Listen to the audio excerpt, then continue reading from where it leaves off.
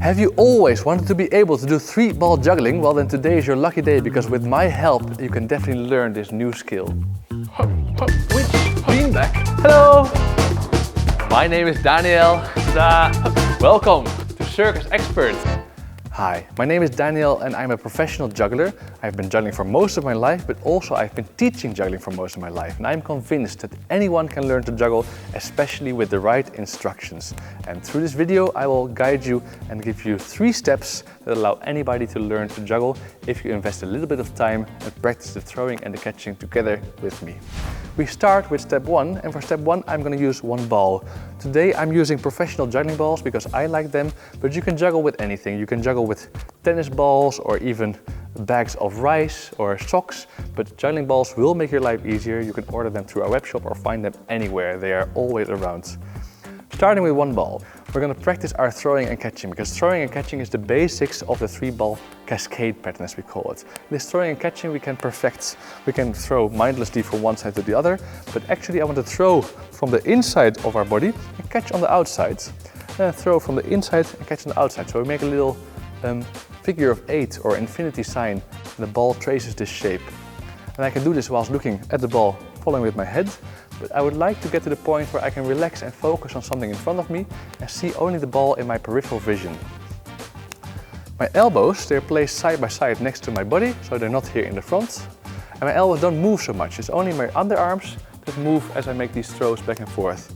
My hands are about at elbow height, and also the ball is going up to slightly above eye level, but not below. But if it's getting comfortable, you can see if you can extend a little bit just to focus on your stability. Can you make the throw a little bit higher without having to step forward or backwards? My feet are always planted on the floor. I try to keep my body as stable as possible to only be able to focus on my throw rather than have to focus on many things at the same time. It's also a relaxing practice. You can take your time and focus on each throw. It's like almost meditative. I see a lot of people, they rush their throws and they want to think about so many things. No. Take your time, make a throw, make a catch. What happened? Was it a little bit far out to the side? Maybe I can make my next throw a little bit shorter. Was it to the front? Oh, maybe I need to throw a little bit further to the back. It takes some analysis of each throw to do it well. But once you get really comfortable with 1 ball, of course it gets more exciting to move up to step number 2, 2 balls. I am right-handed, but for 2 balls I recommend starting with your non-dominant hand, which for me is my left hand. So I'm going to start this trick with my left hand, and my right I'll practice more later. I'm going to throw my left hand ball up in the air, the same throw I was doing before, to the other side. And when the ball is at its highest point, the second ball is coming underneath. If I were to throw them both at a perfect arc, they would meet in the middle and collide. That's why I was throwing from the middle and out. And then the second one from the middle and out will go underneath and they will never hit. So I make 1 throw, the second one comes underneath, catch, catch. There's always 2 throws after each other. So 1, 2, catch, catch, rather than 1, 2. Or rather than at the same time. And you don't need to wait too long also, you don't want to, you need to free up this hand to be able to catch, so you don't want to wait till the last moment and then you have a very snappy catch and no time for this. So it's 1, 2, catch, catch, 1, 2, catch, catch, left, right, catch, catch, always 2 after each other, left, right, catch, catch. A lot of people have trouble because they tend to pass over the ball. This is possible with 2 balls, it looks nice, but if you do this with 3 balls, it becomes really fast and really hectic. This is much more difficult than the normal pattern, which we call the cascade pattern. You may already recognize these 3 balls, they look very similar to the 2 balls that we were just doing now. It's the same pattern, except this has a gap in it. So to get there, we go back to our 2 balls. We focus on making these 2 throws perfect. You try to not make 1 high and 1 low throw. You also try to not make 1 low and 1 high throw. To be able to do this, you need to concentrate and think about what happened. So you make these 2 throws, it's a lot of chaos, and then you're like, what just happened? Did they land both 1, 2, or did they land at the same time or too much space apart? You take some time, realize what happens. You can even film yourself if you want and analyze what's going on. 1, 2, catch, catch. During all this time, it's important that you keep up standing straight rather than leaning forward, that you don't walk, and that you keep on breathing. It's a relaxed practice. Last time, left, right, catch, catch.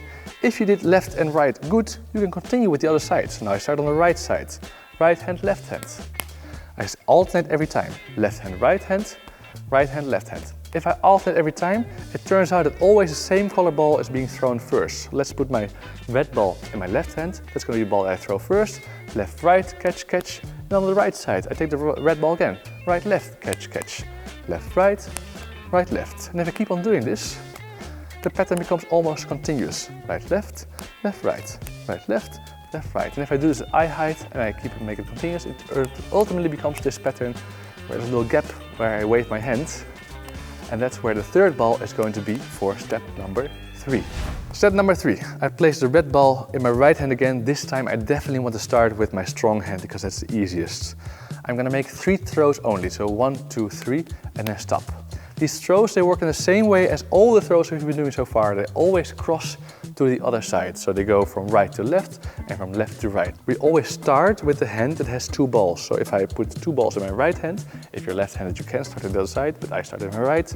You start on the right side and you make the first throw from there. The tempo is the same as with the 2 throws. In fact, I can still do the 2 throws. I can do 1, 2, catch, catch, and I just have to catch one ball on top of another. But when the second ball is at its highest point, when it's up in the air, I now have the time to throw the third ball underneath.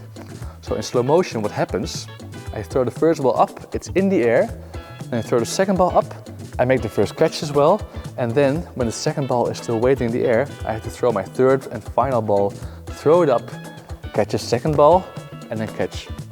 This is a mental puzzle in the beginning, like this pattern that is in the air is not easy to follow. So it can be helpful to actually practice not only, well, now I'm squeezing in between my neck, but let's also try and do this on the floor. Join me downstairs.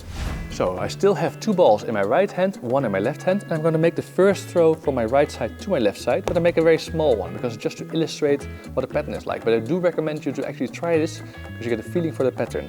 It's now my left side. I have my left hand, it's turn. It makes the throw and it makes the catch. That's Hoven having over here. Now it's my right hand turn, it makes a throw, it makes a catch, and my 3 throws are done.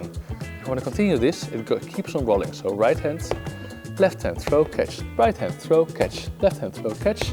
I can speed up this pattern and I get a cascade pattern on the floor. The feeling of the throw is different than how I was doing when I was standing up, but the feeling of the pattern is exactly the same. The order of the balls is the same, the order of my hands is the same, the order of action is the same. So I recommend to try this so you get an understanding of what the pattern looks like. Let's go back up. Now that you understand the pattern, we're going to keep on trying with the 3 balls. We're going to make 3 throws only. So it's right, left, right, and stop.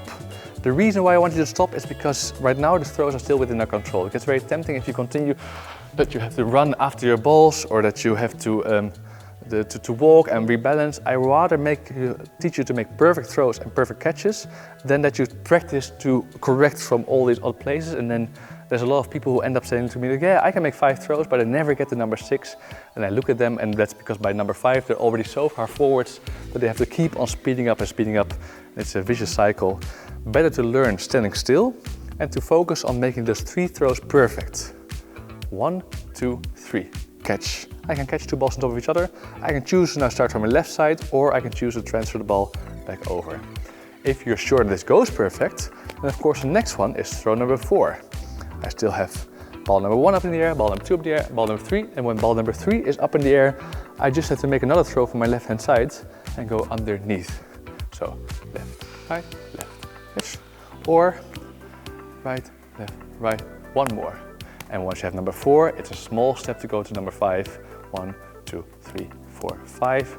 You can challenge yourself by counting. Counting the throws also helps you to keep the rhythm slow, because if you're counting out loud or counting in your head, you will notice when you go 1, 2, 3, 4, 5, 6, 7, you want to aim for a 1, 2, 3 steady rhythm where all the balls are at the same pace. And you can speed up the pace once you get more comfortable, but for now, this is quite a good place to start. I think those describe very good the 3 steps of juggling. So you start with 1 ball back and forth, then you take your 2 balls and you go 1, 2 from left to right, or starting with the right to left, and then combine them to make the pattern with the gap. And once you have these really running, you get a 3rd ball, and you build it up. And first you make your 3 catches, then you make 5, maybe 6, maybe 7. And from then you can take bigger steps, building up to 10 and starting to count the time. And within a few weeks you can end up juggling for half a minute. Juggling is something that takes a bunch of practice. It's not going to come by itself. There are people who have a lot of experience with their hands and experience with balls who pick it up in like an hour, but it's really not crazy to take weeks or even a month to do so. However, I recommend you to pick it up often. So try and practice not once, 2 hours and then throw it away. Rather, find time every day. Find 10 minutes in your lunch or coffee break. Pick up the balls, bring them with you everywhere, take them to the park, and then 10 minutes of practice every now and then will really help you get going. That's about it. There are so many more things to explain if you want to learn tricks or if you have friends and you want to share balls. There's a whole world of juggling. It doesn't actually end with the 3-ball cascade, but for now I think you have enough information to get started. If you do want more, however, subscribe to our channel. And you find many more videos of tricks, of course. And if you like this video, then that will help motivate me to keep making more. Thank you so much for watching and good luck on your juggling journey. Goodbye.